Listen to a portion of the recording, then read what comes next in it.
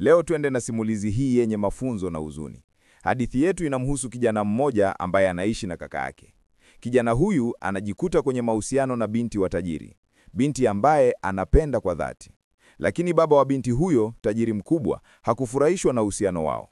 Aliona kijana huyu kama mtu wa mtaani ambaye alikuwa tishio kwa hadhi ya familia yake. Baba wa binti alikataa kabisa mapenzi ya watoto hao. Alimwambia kijana huyo mara kadhaa kuwa aachane na binti yake, lakini kijana alikataa. Alijua kuwa mapenzi yao yalikuwa ya kweli na alijivunia kumpenda binti huyo. Aliamini kuwa hakuna mtu angeweza kuzuia mapenzi yao, ingawa alijua kuwa baba wa binti hakuwa na huruma. Baba wa binti alikasirika zaidi. Aliona kuwa kijana huyo alikuwa mzigo kwa familia yake. Hivyo, alijua lazima apige hatua kali. Aliwapa watu wake pesa ili kumteka kijana huyo na kumfanya awe fundisho kwa wengine. Watu hao walifika nyumbani kwa kijana na kumteka pamoja na kaka yake.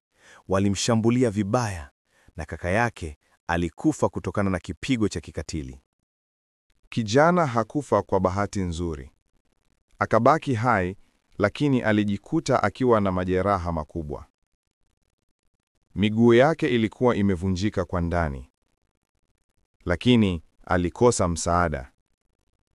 Baba wa binti alijua kuwa alifanikisha malengo yake. Aliamua kumpeleka binti yake nje ya nchi ili amweke mbali na kijana huyo. Binti alikubaliana na matakwa ya baba yake, ingawa alijua kuwa alikuwa akimkosa mpenzi wake. Kijana huyo alijikokota kutoka kwenye pori alikokuwa ametupwa na washambuliaji wake. Alijua kuwa maisha yake yalikuwa yamejaa maumivu, lakini hakuwa na sehemu ya kwenda. Aliishi kwa kutegemea msaada kutoka kwa kijana mdogo anayesoma chekechea. Kijana huyu aliona huruma kwa mgonjwa huyu na aliendelea kumsaidia kwa kumletea chakula na pesa za shule anazozigawana naye. Hata hivyo, hali ya kijana ilizidi kuwa mbaya. Hakukuwa na matibabu, mwili wake ulizidi kuzidiwa na maumivu. Aliishi katika hali ya njaa, maumivu na huzuni. Siku moja wazazi wa kijana mdogo walimuona mtoto wao akitoka na chakula kwa siri. Walimfuata kwa siri ili kugundua alikokuwa anapeleka chakula hicho. Walimfuata na kugundua hali ya kijana huyu na walijua kuwa lazima wampeleke hospitali.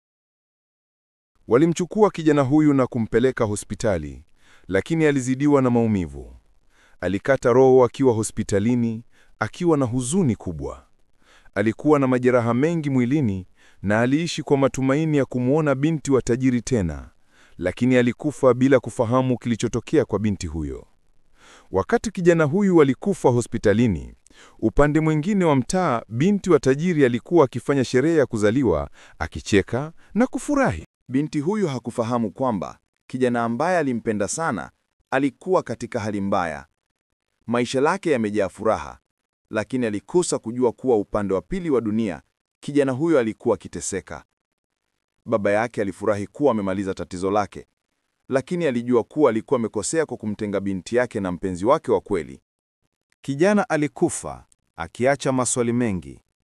Aliishi kwa upendo wa dhati, lakini alikufa bila kujua kama binti huyo angeweza kumkumbuka. Binti wa tajiri hakujua kuwa amepoteza sehemu muhimu ya moyo wake. Aliendelea kuishi katika dunia ya kifahari, lakini alimkosa mpenzi wa kweli. Hii inatuonyesha nguvu za mapenzi, tamaa na athari za kutawala maisha ya wengine. Kijana alikufa na ndoto zake, lakini hadithi yake itabaki kama mfano wa nguvu za kweli za mapenzi. Hata kama tajiri aliona kuwa alifanikiwa kumteka na kumweka mbali binti yake, mapenzi ya kweli hayakuwahi kufa. Na hivyo, tukutane tena kwenye hadithi nyingine. Asanteni sana kwa muda wenu.